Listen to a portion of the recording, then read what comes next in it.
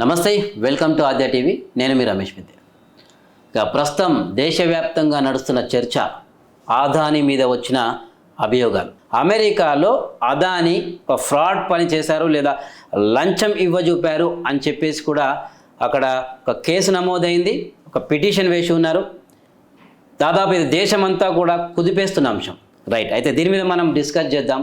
అసలు ఎక్కడ దాకా వెళ్తుంది ఈ విషయం అని చెప్పేసి మనతో పాటు అనలిస్టు, సీనియర్ జర్నలిస్టు, ఉద్యమకారులు తెలంగాణ బిడ్డలు ఉన్నారు. ఆయనతో మాట్లాడి చర్చిద్దాం. సార్ నమస్తే. సార్ నమస్తే. నమస్తే రమేష్ గారు, బాగున్నారు? బాగున్నాను సార్. రైట్, మీరు చూస్తూనే ఉన్నారు, గౌతమ్ అదానీ రిచెస్ట్ మ్యాన్ మన ఇప్పుడు కంట్రీలో అనతి కాలంలోనే పెద్ద స్థాయికి వెళ్ళిపోయాడు.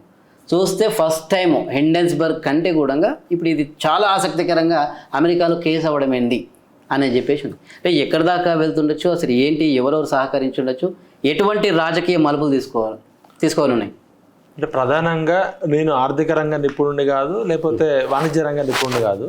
కామన్ సెన్స్తో మనం కొన్ని విషయాలు అనాలిసిస్ చేయాలి. ఇప్పుడు అదానీ అనేటోడు ఒక 15 ఏళ్ల క్రితము మోడీ గారు ప్రధాని కాకముందు అదానీ అనేటోడు ఎవరికి తెలియదు. గుజరాత్లో ఒక చిన్న వ్యాపారవేత్త. మోడీ గారు ప్రధానమంత్రి కావడము, అదానీ ఎదగడము, ఈ రెండు సమాంతరంగా జరిగినాయి అనేది కామన్ మ్యాన్కి కూడా తెలుసు.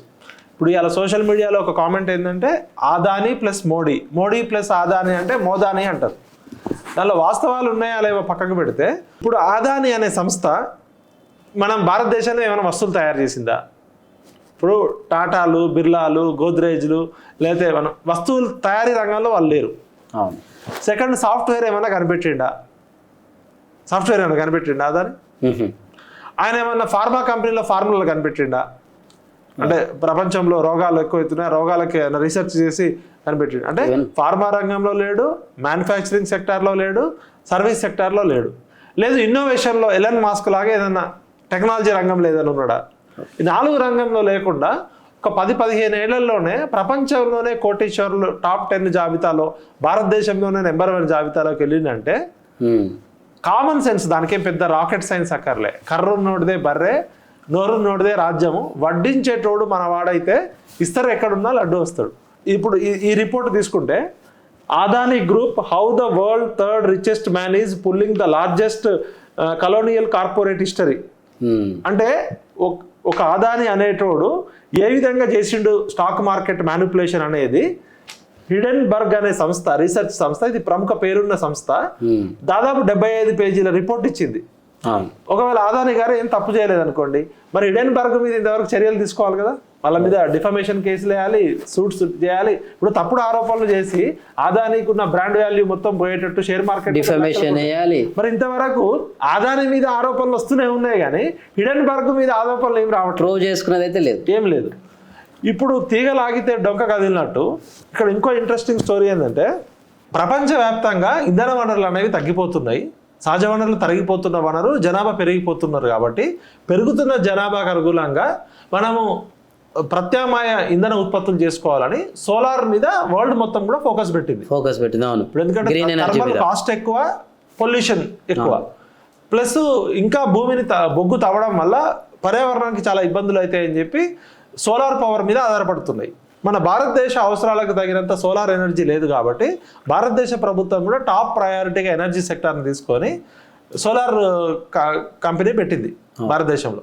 ఈ సోలార్ కంపెనీ ఏంటంటే దానికి స్వయంగా అంత ఉత్పత్తి చేసే శక్తి లేదు కాబట్టి ప్రైవేట్ కంపెనీలు కూడా ఇన్వైట్ చేసింది. మరి అదానీ అనేటోడుకున్న యంత్రాంగము శక్తి గొప్పదా, భారతదేశ ప్రభుత్వానికి ఉన్న యంత్రాంగము శక్తి గొప్పదా? ప్రభుత్వానికి బేసిక్గా. అయితే ఈ ప్రభుత్వం మాకు చేత కాదని ఒక ప్రైవేట్ కంపెనీని పిలిస్తే ఆ ప్రైవేట్ కంపెనీ వాడి దగ్గర వాడు అమ్ముకోవాలి కదా. ఇప్పుడు సోలార్ తయారు చేస్తే అమ్ముకోవాలి. ఎవరు కొనాలి? మరి కొనాలంటే స్టేట్ గవర్నమెంట్లలో ఉన్న డిస్కమ్లు కొనాలి. రైట్, అవును. ఈ రాష్ట్ర ప్రభుత్వాలు అదానీ దగ్గర ఎందుకు కొనాలి? ఎక్కడైనా కొనుక్కోవచ్చు, ఓపెన్ మార్కెట్లో ఎక్కడ తక్కువ ఉండదు. ఇక్కడ ఏమైందంటే మా దగ్గర అదానీ కంపెనీ నుంచి మీరు సోలార్ రాష్ట్ర ప్రభుత్వాలు కొనుక్కోవడానికి లంచాలు ఇచ్చారు. ఇప్పుడు మెయిన్ స్కామ్ ఏంటంటే ఈ 4 రాష్ట్రాల్లో దాదాపు సోలార్ ద్వారా 2229 కోట్లు 2029 కోట్లు లంచాలు ఇచ్చిరని అమెరికాలో ఉన్న కోర్టు చెప్తుంది. వాళ్ళు చెప్పిన దాని ప్రకారం ఇప్పుడు రాయిటర్స్లో కానీ, న్యూయార్క్ టైమ్స్లో కానీ మనకు వస్తున్న సమాచారం ప్రకారం ఈ సోలార్ కంపెనీల రాష్ట్ర ప్రభుత్వాలు సోలార్ ఆదాని నుంచి కొనడం వల్ల వాళ్ళకి దాదాపు 17,000 కోట్ల రూపాయల లాభం వస్తుందట. ఎవరికి? ఆదాని కంపెనీకి. మన ఛత్తీస్గఢ్, ఆంధ్రప్రదేశ్, ఒరిస్సా, ఇంకో రాష్ట్రం ఉంది జమ్మూ కాశ్మీర్. ఈ 4 రాష్ట్రాలు ఒక కేంద్ర పాలిత ప్రాంతము. ఆదాని నుంచి సోలార్ కొనడం వల్ల 17,000 కోట్లు ఎవరికి లాభం వస్తుంది? ఆదానికి లాభం వస్తుంది. ఆ 17,000 కోట్లు నష్టపోయేది ఎవరు? జనాలు, అంటే ప్రభుత్వము, భారతదేశ ప్రజలు. ఈ 4 ఎవరు కొనుక్కుంటే వాళ్ళు నష్టపోతుంది. ఎందుకంటే మార్కెట్లో 2 రూపాయలకి 3 రూపాయలకి యూనిట్ ధర ఉంటే నువ్వు 4 రూపాయలకి 5 రూపాయలకు కొంటున్నావు అంటే ఆ భారం అంతా ప్రజల మీద పడ్డట్టు. అంటే ఫస్ట్ ఈ 17,000 కోట్లు ప్రజల పాకెట్ నుంచి కొట్టడానికి అధికారులు, రాజకీయ నాయకులు, ఈ ప్రభుత్వాలు, కేంద్ర ప్రభుత్వం కావచ్చు, రాష్ట్ర ప్రభుత్వం కావచ్చు, సహకరించినాయి. ఫస్ట్ దోషి ఇక్కడ కేంద్ర ప్రభుత్వము, ఈ రాష్ట్ర ప్రభుత్వాలు. ఈ రాష్ట్ర ప్రభుత్వము, కేంద్ర ప్రభుత్వంలో ఉన్న అధికారులు, ప్రధానమంత్రి ఆఫీస్ దగ్గర నుంచి ముఖ్యమంత్రి కార్యాలయాల వరకు ఫస్ట్ వీళ్ళందరూ ఎంక్వైరీ చేయాలి. సెకండ్, వీడు ఏం చేసిండు? ఈ సోలార్ అగ్రిమెంట్ భారతదేశ ప్రభుత్వం, కేంద్ర ప్రభుత్వము ఈయనకి ఈ సోలార్ కంపెనీలకి ఇచ్చిన అగ్రిమెంట్ చూపించుకొని, ఎంఓయూ చూపించుకొని అమెరికాకు పోయి అక్కడ ఉన్న అమెరికాలో ఇగో ఈ ఆదాని ఎనర్జీ, గ్రీన్ ఎనర్జీ, ఇంకో అజూర్ అనే కంపెనీ, ఈ 2-3 ఈ అన్ని నా కంపెనీలు, నాకు 17,000 కోట్ల రూపాయల లాభం రాబోతుంది, మీరు పెట్టుబడి పెట్టండి, ఇంత లాభం వచ్చే కంపెనీలో ఇంత తక్కువ టైంలో పెట్టుబడి పెట్టండి అని అమెరికాలో ఉన్న ఇంటర్నేషనల్ ఇన్వెస్టర్స్ని, అక్కడ చిన్న చిన్న షేర్లు కొనుక్కున్న వాళ్ళు, ముదుపరులు, వాళ్ళని, భారత పౌర ఫైనాన్షియల్ ఇన్స్టిట్యూషన్స్, అక్కడ ఉన్న బ్యాంకింగ్ సంస్థల్ని తప్పుదోవ పట్టించి మేము 2,029 కోట్లు, 2,229 కోట్ల రూపాయలు లంచాలు ఇవ్వడం ద్వారా భారతదేశంలో ఉన్న అధికారులు, రాజకీయ నాయకులను మేనేజ్ చేసినామని వాళ్ళకి చెప్పడం వల్ల అక్కడ బయటపడ్డది స్కామ్. ఈ 17,000 కోట్ల లాభం వస్తుంది, 2,000 కోట్ల రూపాయలు లంచం ఇస్తున్నాను నేను. ఈ 2,000 కోట్ల రూపాయల లంచం ఎక్కడెక్కడ భారతదేశంలో ఉన్న రాజకీయ నాయకులకి, అధికారులకి ఎట్లా ఇవ్వాలి అంటే, ఈ ఆదాని గ్రీన్ ఎనర్జీ అనేది 12 గిగావాట్ల సోలార్ పవర్ తయారు చేయబోతుంది. ఓకే, వాళ్ళు చేసుకున్న ప్లాన్ ఏంటంటే ఒక్కొక్క గిగావాట్ సోలార్ ఎనర్జీ కొనంగానే ఎట్లెట్లా లంచాలు ఇవ్వాలి, ఎప్పుడెప్పుడు ఇవ్వాలి, ఎంతెంత ఇవ్వాలి, ఏ రూపంలో ఇవ్వాలనేది ఒక ఆర్గనైజ్డ్, ఒక కార్పొరేట్ కంపెనీ చేసుకున్నట్టుగా వాళ్ళకి ఆధారాలు దొరికినాయని మనకు వార్తలు వస్తున్నాయి. ఒకటి, లంచం ఇవ్వడం, అది భారతదేశంలో ఇవ్వడమైనా అమెరికాలో ఇవ్వడమైనా తప్పే.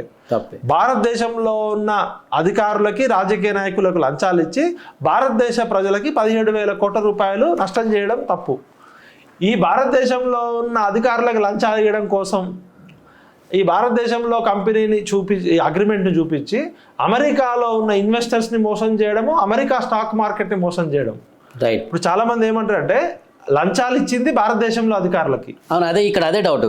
ఇక్కడ పెట్టేటట్టయితే అమెరికాలో ఎందుకు బుక్ అయింది?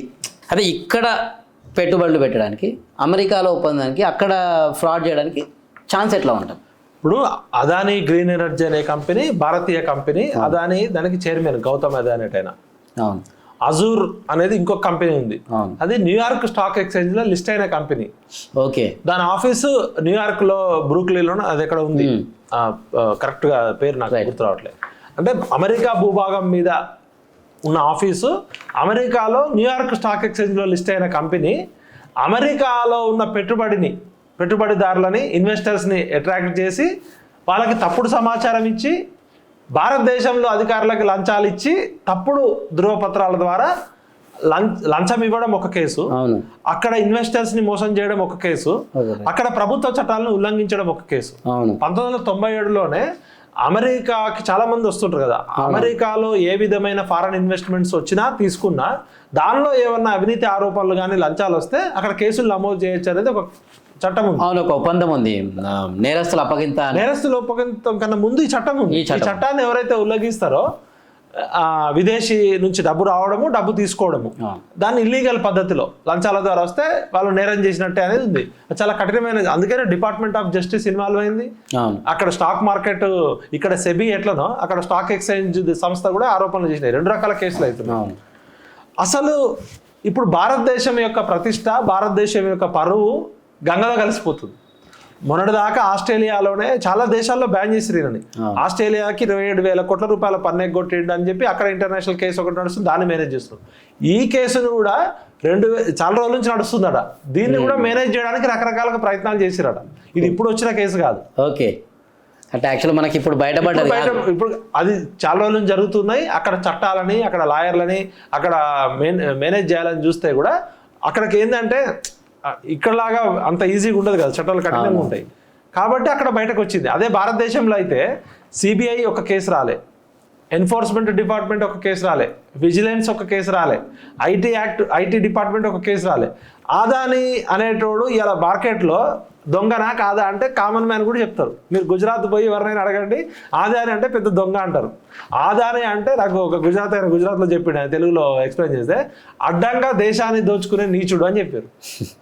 ఆదాని అంటేనే అడ్డంగా దేశాన్ని దోచుకునే నీచుడు. ప్రజలందరికీ మామూలు ఆటో డ్రైవర్కి కూడా తెలుసు వీడు పెద్ద దొంగ, వీడికి మోడీ సపోర్ట్ ఉంది, వీడు మొత్తం దేశాన్ని దోచుకుంటున్నాడు అన్నాడు. గతంలో కాంగ్రెస్ పార్టీ అధికారంలో ఉన్నప్పుడు కూడా ఈ అంబానీ మొత్తం సహజ వనరులు అన్ని దోచుకున్నాడు, రాజీవ్ గాంధీ హెల్ప్ చేసిండు, అందుకనే వీడు ఆయిల్ రిగ్ అని అట్లా ప్రపంచ కోటి అని ఉన్నాయి. నువ్వు అలా ఒక మన ఇదేది టాటా, గోద్రేజ్, బిర్లాల టాటా పేరు చెప్పంగానే ఎవడన్నా దొంగ అంటారా? అనలే. అవునవును. అంత ఇన్ఫోసిస్ పేరు చెప్పంగానే ఎవరైనా దొంగ అంటారా? బిర్లా కంపెనీ పేరు చెప్తే ఎవరైనా దొంగ అంటారా? మహేంద్ర కంపెనీ పేరు చెప్తే కామన్ మ్యాన్ కూడా అంటారు. టాటా అనే బ్రాండ్కే వాల్యూ ఉంటుంది. అదే ఒక ఆదాని, అంబానీ అనగానే వీళ్ళు పెద్ద దొంగ కొడుకులు, భిన్నమైన వాదనలు వస్తుంటాయి. డైరెక్ట్ ఓపెన్ గా కామన్ మ్యాన్ అంటారు.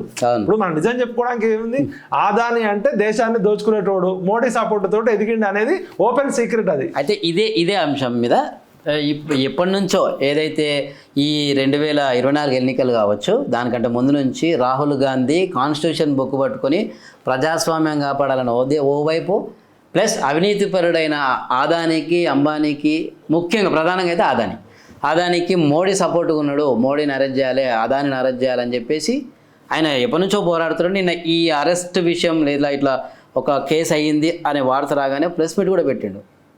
అయితే ఎట్ ఏ టైం అదే విషయంలో ఇక్కడ తెలంగాణ ప్రభుత్వంతోన మళ్ళీ ఆదాని ఏదైతే ముఖ్యమంత్రి ప్రస్తుత రేవంత్ రెడ్డి వీళ్ళిద్దరు దావోస్ ఒప్పందం కానీ ఇవి ఇంకో చర్చకు దారితీసినాయి.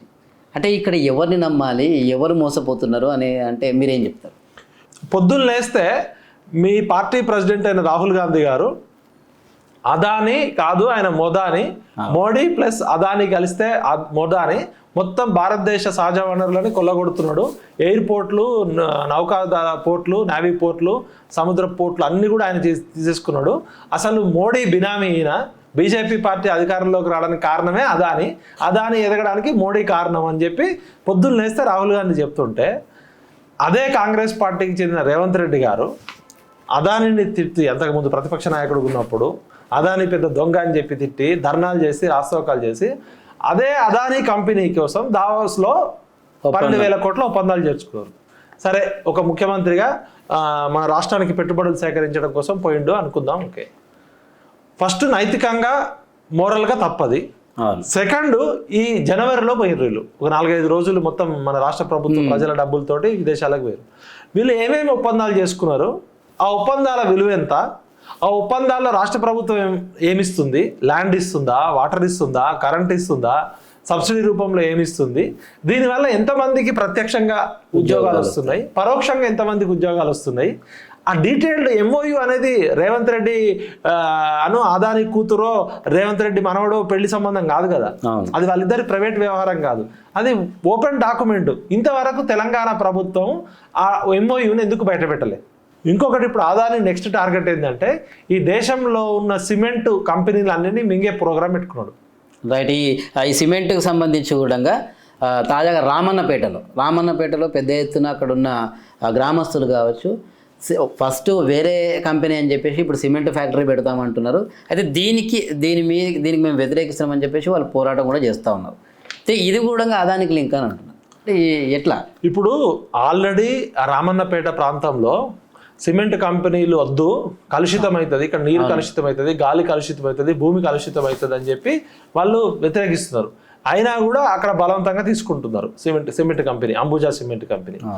సిమెంట్ కంపెనీ పెట్టడమే కాకుండా అక్కడ ఉన్న సున్నప్రాయ నిల్వలు ఉన్నాయి, అపారమైన సున్నప్రాయ నిల్వలు. ఆ సున్నప్రాయ నిల్వలు కూడా కొన్ని వేల ఎకరాలు తీసుకోబోతున్నారు, అది బయటకు చెప్పట్లే. Okay. Second, already Penna cement అని ఉంది, దాన్ని మింగేసిర్రు. అంటే ఎట్లా జరుగుతున్నాయి? మన Gangavaram port, Krishnapatnam port, GVK airport, ఇవైతే మనం చూసినాం కదా, బలవంతంగా తీసుకున్నాయే కదా, మన తెలుగు రాష్ట్రాలకి దేశానికి నష్టమే కదా.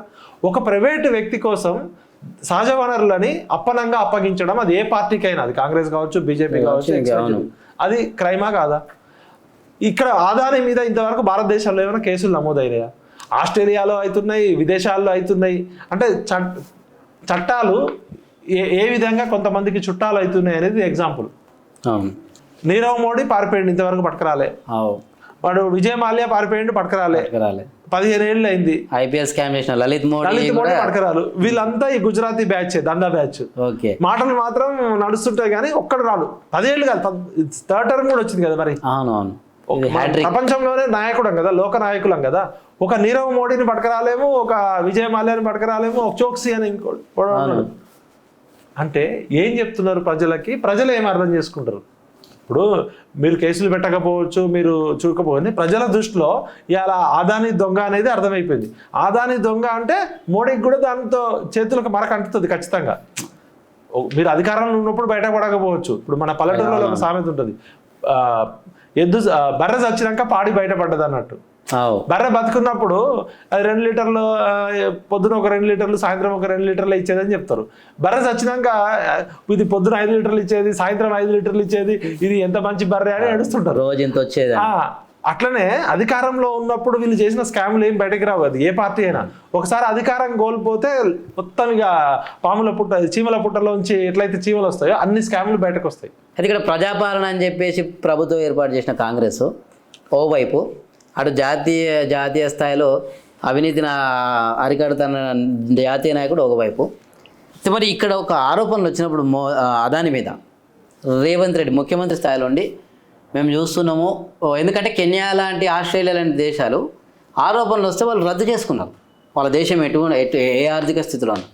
మరి ముఖ్యమంత్రి ఒక ప్రెస్ మీట్ పెట్టి ఎందుకు చెప్పలేకపోతున్నారు? దీన్ని ఎట్లా అర్థం చేసుకోవాలి? ఇప్పుడు ఇవి రాజకీయ పార్టీలు చేసిన ఆరోపణలు కాదు.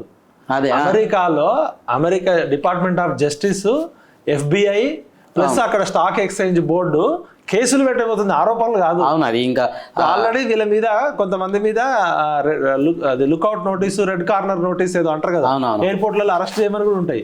ఇప్పుడు కొంతమంది రాజకీయ నాయకులు అమెరికా పోతే అరెస్ట్ చేయడానికి సిద్ధంగా ఉన్నారు, కొంతమంది అందుకనే అమెరికా పోకుండా లండన్ పోయేస్తుంటారు. ఇప్పుడు ఓల్డ్ సిటీలో కరెంటు బిల్లులు వసూలు చేయడానికి ఆదానికి ఏం సంబంధం? అంటే ఓల్డ్ సిటీలో కరెంటు బిల్లులు వసూలు చేసే శక్తి మన తెలంగాణ ప్రభుత్వానికి లేదు, భారత ప్రభుత్వానికి లేదు, ఆదానికి మాత్రమే ఉందా? దానికి లింక్ నిజంగానే అంటేనే దాల్మే కుచ్ కాలా హే. అంటే ఇక్కడ పవర్ సెక్టార్ ని, డిస్కమ్లను కూడా ఆదానికి అప్పచెప్పబోతున్నారు అనేది ఓపెన్ సీక్రెట్. ముందు ఒకటి వదిలేరు. ఓల్డ్ సిటీలో అయితే చాలా మంది బిల్లులు కట్టరు, అదొక సాకు చెప్పి ఆదానికి ఏం సంబంధం? తెలంగాణలో కరెంటు బిల్లులు వసూలు చేసే కాంట్రాక్టు అది లాభదాయకమైన కాంట్రాక్టా? అంటే ప్రైవేట్ వాళ్ళకి ఇస్తేనే చేస్తారా? డిస్కమ్లని అమ్మేయడానికి కుట్ర జరుగుతుంది. ఆదాని అనేటోడు ఈ దేశంలో ఉన్న సిమెంట్ని మింగబోతున్నాడు. ఆల్రెడీ గుజరాత్లో ఉన్న కంపెనీలు అన్నీ అయిపోయినాయి. ఇప్పుడు పెన్నా సిమెంట్ని మింగిండు. సహజ వనరులు, సున్నపురాయ నిల్వలు మింగబోతున్నాడు. సోలార్ మొత్తం మింగబోతున్నాడు. అంటే సిమెంట్ ఇండస్ట్రీ మొత్తం తన గుత్తాధిపత్యంలో పెట్టుకుంటాడు. సోలార్, రేపొద్దున సోలార్ మొత్తం తన చేతిలో ఉంటే కరెంటు క్రైసిస్ వచ్చినప్పుడు ఆయన ఎంత చెప్తే అంతే.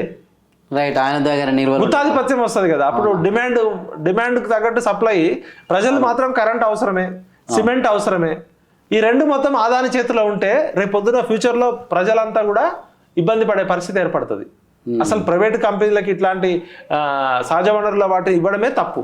విఠల్ గారు, ఇప్పుడు ఇంకొక విషయం ఏంటంటే, నా ప్రశ్న, అదాని మీదను ఏదైతే వ్యాపార రంగంలో వేగంగా అభివృద్ధి చెందుతూ వచ్చిండు ఆయన, ఇక్కడ ప్రతి దగ్గర కొంతమంది సరే మన భారతదేశ పారిశ్రామికవేత్త అని చెప్పేసి అభిమానం చూపించిన చాలామంది నుంచి విమర్శలు వచ్చారు, ప్రతిపక్ష పార్టీలు కావచ్చు, జాతీయ పరంగా ఎక్కడైనా. అయితే అట్లాంటి వ్యక్తి గురించి కొన్ని క్వశ్చన్స్ ఎదురైనప్పుడు తెలంగాణ ముఖ్యమంత్రి రేవంత్ రెడ్డి ఏ విధంగా స్పందించారంటే, ఒకవేళ కొట్టేస్తే కొట్టేయని, ఆయనతో నేను పెట్టుబడులు పెట్టించుకుంటా, అవి మన రాష్ట్రం ఖర్చు పెట్టిస్తా, ఇంకా ఆ పారిశ్రామిక విధానంతోనే మా మహిళల్ని కోటీశ్వరులు చేస్తా అంటాడు. అంటే ఇది నిజంగా అసలు వర్కౌట్ అయ్యే విషయమైనా ముఖ్యమంత్రి అటువంటి స్టేట్మెంట్ చేయొచ్చా? మనం ఏ విధంగా అర్థం చేసుకోవాలి తెలంగాణ సమాజం? ఇప్పుడు రాజకీయ నాయకులు మాట్లాడే ప్రతి స్టేట్మెంట్ వెనకాల, అది ఏ రాజకీయ పార్టీ అయినా, ఏనుగు దంతాలు ఉంటాయి కదా. ఏనుగు దంతాలు కనపడే దంతాలు వేరు, నమిలే దంతాలు వేరు. Right okay. ఇప్పుడు ముందు పొడుచుకొచ్చేయి దంతాలతో తినదు, అది లోపల దంతాలతో తింటది. కానీ ఏనుగు దంతాలు అనగానే అట్లనే రేవంత్ రెడ్డి గారు ఇచ్చిన స్టేట్మెంట్, ఆదాని దేశం అంతా దోచుకొని నాకేం సంబంధం, నేను మాత్రం ఆయన దగ్గర పిక్ పాకెటింగ్ 100 కోట్లు అయితే కొట్టేసిన కదా అని ఏదో వాడు 100 లక్షల కోట్లు దోచుకొని 100 కోట్ల కోట్లు దోచుకొని నాకేం సంబంధం, నాకైతే ఒక 100 కోట్లు విరాళం ఇచ్చిండు, నేను ఒక 12,000 కోట్లు తెలివిగా చూసినా ఎట్లా చేసినావు, నేను ఆదాని అందరి దగ్గర దోచుకుంటే నేను ఆదాని దగ్గర కొట్టేసిన అన్నట్టు చెప్పిండు. పిచ్చి తుగ్లక్ స్టేట్మెంట్ అది. ఒక ముఖ్యమంత్రి రాజ్యాంగబద్ధమైన పదవిలో ఉండి సహజ వనరులని ఎవరికి అప్పగిస్తున్నావు ఈ సున్నపురాయి నిలువలని, ప్లస్ ఒకవైపు నీ పార్టీ ప్రెసిడెంట్ వీడు దొంగ దొంగ దొంగ అని చెప్పి నీ పార్టీ చెప్తుంటే ఆ రాహుల్ గాంధీ చెప్పేదానికి విరుద్ధంగా నువ్వు ఆ దొంగ చేతికే తాళం చేతులు ఇచ్చి మా రాష్ట్రంలో ఉన్న సిమెంట్ నిలువలన్నీ దోచుకో, ఇంకా డేటా సెంటర్ ఆదాని తప్ప ఎవడు పెట్టలేడు, ఆదాని ఒక పెద్ద సాఫ్ట్వేర్ హార్డ్వేర్ ఎక్స్పర్ట్ ఆయన అంటే చెప్పడానికి ఇప్పుడు వినేటోడు ఎర్రిపప్పు అయితే చెప్పేటోడు అన్నట్టు. ఇక్కడ అసలు సీక్రెట్ ఏంటంటే ఇప్పుడు ఆరోపణలు వస్తున్నాయి, అవి నిజమా కాదా అనేది నేను వెబ్సైట్లలో కొన్ని న్యూస్ ఛానల్స్ వచ్చి చెప్తున్నా. అసలు ఏంది దీని వెనకాల ఆదానికి రేవంత్ రెడ్డికి కేంద్ర ప్రభుత్వానికి ఉన్న లింక్ చూడండి. రేవంత్ వియంకుడి సంస్థకు కేంద్ర సాయం, దేశ సంపదను ప్రధాని నరేంద్ర మోడీ అవినీతి పరుడైన అదానికి దోచిపెడుతున్నాడని కాంగ్రెస్ అగ్రనేత రాహుల్ గాంధీ చెప్తుంటారు. అవునవును. కానీ ఇక్కడ మాత్రము రేవంత్ రెడ్డి గారి వియంకుడు గొలుగూరి వెంకటరెడ్డి, ఎవరైనా ఈయన వియంకుడు రేవంత్ రెడ్డి వియంకుడు.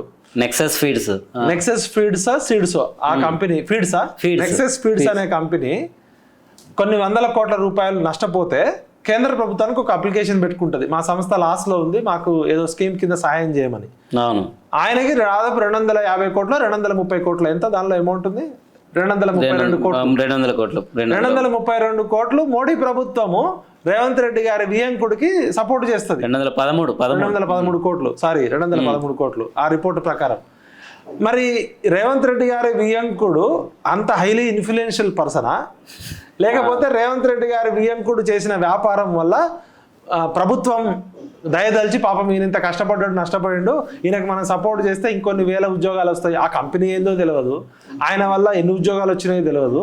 230 కోట్లు 213 కోట్లు ప్రజాధనము రేవంత్ రెడ్డి గారి వియంకుడు గొలుగూరి వెంకటరెడ్డి కంపెనీకి కేంద్ర ప్రభుత్వం ఏ విధంగా ఇచ్చిందని తీగలాగితే మోడీ గారికి ఆదాని గారి సపోర్టు, ఆదాని గారికి రేవంత్ రెడ్డి గారి సపోర్ట్ అనేది ఆ వార్తా కథనం ప్రకారం వస్తుంది. ఒకవేళ తప్పైతే ఆ వార్తా సంస్థ మీద నష్టపరిహారం వేయాలి, లేదు ఇది నిజమైతే నిజంగానే రేవంత్ రెడ్డి గారి వియంకుడికి కేంద్ర ప్రభుత్వం 213 కోట్ల రూపాయలు సపోర్ట్ చేసింది ఉదారంగా. అండ్ యాక్చువల్లీ ఈ కంపెనీ గురించి కూడా ఇన్నేళ్ళు రాలేదు బయటికి ఇన్ని రోజుల నుంచి, ఎందుకంటే 2006లోనే బోర్డు తిప్పేసింది, దివాలా ప్రకటించేసారు వాళ్ళు. మరి ఇన్నేళ్ళు రాకుండా ఇప్పుడే రావడం వెనకల ఏముంటుండే? రేవంత్ రెడ్డి వియంకుడి సంస్థకు కేంద్రం సాయం ఏంటి ఇదంటే, రేవంత్ రెడ్డి గారి వియంకుడు కంపెనీ నెక్సస్ అనే దివాలా కంపెనీకి 213 కోట్ల రూపాయలు కేంద్ర ప్రభుత్వం ఇచ్చింది సపోర్టింగ్గా. దానికి ఆదాని చొరవ అనే కారణం. గొలుగూరి వెంకటరెడ్డికి చెందిన నెక్సస్ ఫీడ్స్ 2006లో ఏర్పాటు, కుటుంబ సభ్యులే డైరెక్టర్లు. 2020లో దివాలా తీసిన కంపెనీకి 213 కోట్ల 57 లక్షలతో ఉద్దీపన ప్యాకేజ్ ఇచ్చింది. ఆదాని మంత్రాంగమేనని వ్యాపార వర్గాల్లో చర్చ. ఇది ఫేక్ న్యూస్ అనుకుందాం సపోజ్. రేవంత్ రెడ్డి గారు రేపు ప్రెస్ మీట్ పెట్టి ఈ ఫేక్ న్యూస్ ఎవరైతే ఇచ్చారో ఈ సంస్థకు నోటీస్ ఇవ్వాలి.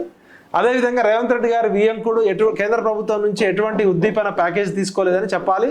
ప్లస్ దీనిలో ఉన్న అసలు నిజాలు బయటపెట్టారు. ఎందుకంటే మోదీది ప్రతిసారి విమర్శిస్తుంటారు కదా వీళ్ళు, ఎందుకంటే మహారాష్ట్ర ఎన్నికలనే చూసి మోదీ ఏం చేయలేదు, మోదీ పెద్ద మోసగాలు అనే విధంగా ముఖ్యమంత్రి మాట్లాడిన సందర్భం ఉంది. అలాంటప్పుడు కేంద్రం ఉద్దీపన ఇచ్చింది అనేది వాస్తవం అని చెప్పే దాంట్లో కూడా ఉండాలి. మరి ఇప్పుడు ఫ్యాక్ట్స్ బయటకు రావాలి. ఇప్పుడు మనకున్న ఇన్ఫర్మేషన్ మనం చెప్తున్నాం. రాష్ట్ర ప్రభుత్వం దగ్గర రేవంత్ రెడ్డి మనకన్నా పవర్ఫుల్ కదా, మొత్తం వ్యవస్థ ఉంటుంది కదా. లేదు ఈ తప్పుడు ఆరోపణలు అని చెప్పాలి, ఈ తప్పుడు కంపెనీల మీద డిఫమేషన్ కేసు అని వేయాలి. లేదు అంటే ఇది ఒప్పుకున్నట్టే, అంటే దాల్మే కుచ్చు కాలా అన్నట్టు ఎక్కడో నీకు ఫేవర్. ఇంకొకటి, ఆయన మహారాష్ట్రలో 30-40 కోట్ల రూపాయలు విరాళం ఇస్తేనే రాహుల్ గాంధీ అంటున్నాడు, ఒక ఆదాని అనేటోడు 30 కోట్లు 40 కోట్లు ఎందుకు విరాళం ఇస్తాడు, 30 కోట్లు ఇచ్చి 30,000 కోట్లు దోచుకుంటాడు, వీడు పెద్ద దొంగ, దేశద్రోహి, సహజ వనరులను దొంగ, అడ్డంగా దేశాన్ని దోచుకున్న నీచుడు అని రాహుల్ గాంధీ చెప్తుంటే, మరి 100 కోట్ల రూపాయలు స్కిల్ డెవలప్మెంట్ యూనివర్సిటీకి ఆదాని ఇచ్చిండట. మన దగ్గర 2,75,000 కోట్ల బడ్జెట్ ఉంటుంది, దాదాపు 3 లక్షల కోట్ల బడ్జెట్ తెలంగాణ. 100 కోట్లు ఆదాని ఇస్తే మనం సమరపడుతున్నాం. ఓకే, ఇక మనది పేదరికం అంత 100 కోట్లు ఎవడన్నా డొనేషన్ ఇచ్చిందంటే వీళ్ళు ఒక్కొక్క స్కామే 1000 కోట్లలో 1,00,000 కోట్లలో ఉంటుంది రాజకీయ నాయకులు చేసేది. ఆయన 100 కోట్లు విరాళం ఇచ్చిందట.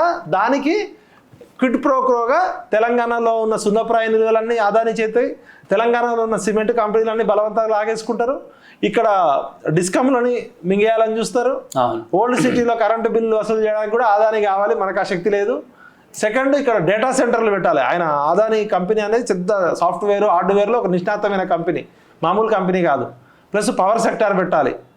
మళ్ళీ నానక్రామగూడలో 88 ఎకరాలు ఇవ్వడానికి ఒక ఒప్పందం జరిగితే అది బయటకు వచ్చింది. ఒక నేషనల్ ఛానల్ రిపోర్టర్ బయటకు పెడుతున్నారంటే దాన్ని డైవర్ట్ చేయడానికి అదే రోజు మీడియా సర్కిల్ అనుకుంటున్నారు, కొండా సురేఖ కేటీఆర్ గారి మీద మాట్లాడింది కదా, అసలు అది డైవర్ట్ చేయడానికి మెయిన్ ఏంటంటే ఆ రోజు ఆదాని కంపెనీకి 88 ఎకరాల ల్యాండ్ నానక్రామగూడలో ఇవ్వబోతున్నారు అనే న్యూస్ ఒక నేషనల్ ఛానల్ బ్లాస్ట్ చేయబోతుందని దాన్ని డైవర్ట్ చేయడానికి ఇది చేసిరు అనేది పొలిటికల్ సర్కిల్లో మీడియా సర్కిల్లో లేటెస్ట్ న్యూస్. అది కూడా బయటకు రావాలి. అసలు ఆదానికి తెలంగాణ రాష్ట్ర ప్రభుత్వానికి మధ్య ఉన్న ఒప్పందం ఏంటి, ఏమేమి తెలంగాణ రాష్ట్ర ప్రభుత్వం ప్రోత్సాహకాలు ఇస్తుంది, దానివల్ల ఎంతమందికి ప్రత్యక్షంగా ఉద్యోగాలు వస్తున్నాయి, పరోక్షంగా ఉద్యోగాలు వస్తున్నాయి, ఆయన పెట్టుబడి దీర్ఘకాల పెట్టుబడి ఎంత, మన దగ్గర ఒప్పందం చూపించి మనతో ఎంఓఈ చేసుకొని ఆ ఎంఓఈ తోటి బ్యాంకులని ఇన్వెస్టర్లని బురుడి కొట్టించి, అంటే కత్తి వాడిది కాదు నెత్తి వాడిది కాదు, గీకడే ఒకటే పని. ఇప్పుడు అదే కదా జరిగింది. ఇప్పుడు ఒక మామూలు కెన్యా లాంటి పేద దేశం కూడా కొన్ని 100 కోట్లు 1000 కోట్లు నష్టపోతున్నామని తెలిసినా కూడా ఆదానితోటి చేసుకున్న ఒప్పందాలన్నీ రద్దు చేసుకుంది. ఆదాని కంపెనీ బ్లాక్ లిస్ట్ లో పెట్టాలి. రాహుల్ గాంధీ ఏమని డిమాండ్ చేయాలి, రేవంత్ రెడ్డిని ఇమీడియట్ గా ఆర్డర్ చేయాలి, ఆదాని కంపెనీతో తెలంగాణ రాష్ట్ర ప్రభుత్వం చేసుకున్న ఒప్పందాలన్నీ క్యాన్సిల్ చేయాలి. సెకండ్, ఆదాని కంపెనీని తెలంగాణలోకి అడుగు పెట్టద్దు, బ్లాక్ లిస్ట్ లో పెట్టాలి. ప్లస్ దీని మీద నష్టపరిహారం కూడా కోరాలి. నువ్వు ఇన్ని తప్పుడు చేసి కాబట్టి మాకు ఇబ్బంది అయింది, మాకు టైం వేస్ట్ అయింది అంటే ఇది చేస్తే అప్పుడు రాహుల్ గాంధీ చెప్పేది కరెక్ట్.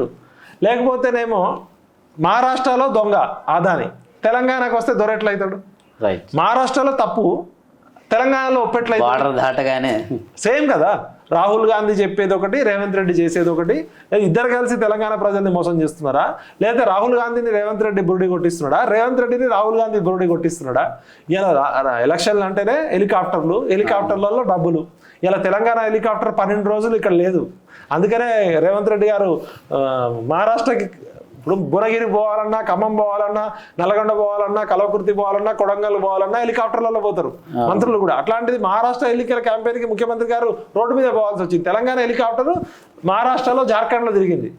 ఓకే, 12 రోజులు హెలికాప్టర్లో డబ్బుల మూటలు కూడా పోతాయి. రోడ్డు మీద పోతే పట్టుకుంటారు. హెలికాప్టర్ పోతే ఇక్కడ ఎయిర్పోర్ట్ బేగంపేట ఎయిర్పోర్ట్ మేనేజ్ చేసుకుంటారు, అక్కడ ఎయిర్పోర్ట్ మేనేజ్ చేసుకుంటారు, అయిపోయాయి. ఇప్పుడు హెలికాప్టర్ ఎక్కడ ఎగురుతుంది, ఎక్కడ దిగుతుంది, ఎవడు మానిటరింగ్ చేస్తారు? Government helicopter. అది గవర్నమెంట్ హెలికాప్టర్. ఇక్కడ ఈ తెలంగాణ పోలీసులు ఉంటారు, అక్కడ వాళ్ళ పోలీసులు ఉంటారు, ఆ రాష్ట్ర ప్రభుత్వం పోలీసులు మేనేజ్ చేసుకుంటారు. అంటే ఈ హెలికాప్టర్లు ఎగరడము, హెలికాప్టర్లలో డబ్బుల మూటలు పోవడము, రాజకీయ నాయకులు, ఎలక్షన్స్, అది ఓపెన్ సీక్రెట్. రాహుల్ గాంధీకి నిజంగా నిజాయితీ ఉంటే ఇమీడియట్గా తెలంగాణ ప్రభుత్వం ఆదానితో చేసుకున్న ఒప్పందాలన్నీ కూడా బహిర్గతపరచాలి, దానిలో లోపాలు ఉంటే బయట పెట్టాలి, అవసరమైతే రద్దు చేయాలి. లేదు అంటే రాహుల్ గాంధీకి కూడా ఈ పాపం అంటుతుంది. బీజేపీని విమర్శిస్తున్నాడు కదా పొద్దున్నేస్తే, మరి నువ్వు నీ కాంగ్రెస్ ప్రభుత్వం ఉన్నదే తిప్పి కొడితే 3 రాష్ట్రాల్లో, హిమాచల్, కర్ణాటక, ఇక్కడ కర్ణాటకలో ఎప్పుడు ఉంటుందో ఎప్పుడు ఉడుతుందో తెలియదు. ఇక్కడ ఉన్న 1 ఇయర్లోనే నీకు ఆదానితో సహవాసం అంటే దొంగ దొంగ దొంగ దొంగ అంటున్నావు, ఈ దొంగ చేతికి తాళం ఇస్తున్నావు. ఖచ్చితంగా ఇది డబుల్ స్టాండర్డ్. ఇది మీరు చెప్పే మాటలకి చేసే పనులకి విశ్వాసం లేదనుకుంటారు కాబట్టి ప్రజల్లో విశ్వాసం ఇంకా పోతుంది. Right. And thank you sir ఓవరాల్గా, ఎందుకంటే ఒక ఇన్ఫర్మేషన్ అయితే తెలియాలనే దాని మీద మీ ఒపీనియన్ తీసుకున్నా. Right, thank you. అండ్ ఇది ఈ వారం డిస్కషన్. మరోసారి మరో గెస్ట్తో మీ ముందుకు వస్తాను. అంతవరకు సెలవు.